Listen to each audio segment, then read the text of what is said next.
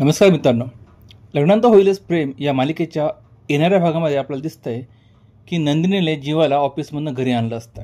तो बिचारा ऑफिसमध्ये इतका थकला असतो की तो घरी आल्या आल्या बेडवर पडतो आणि लगेच झोपून जातो.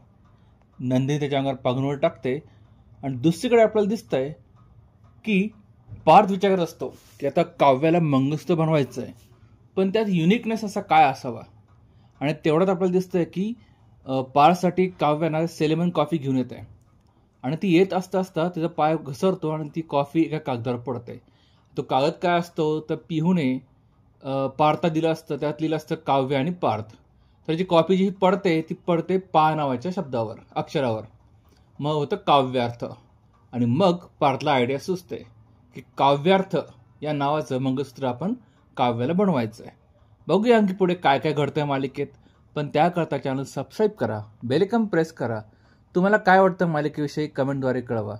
तुम्हाला हा व्हिडिओ आवडला असेल तर व्हिडिओ लाईक आणि शेअर करा. भेटूया पुढच्या भागात, तोपर्यंत काळजी घ्या.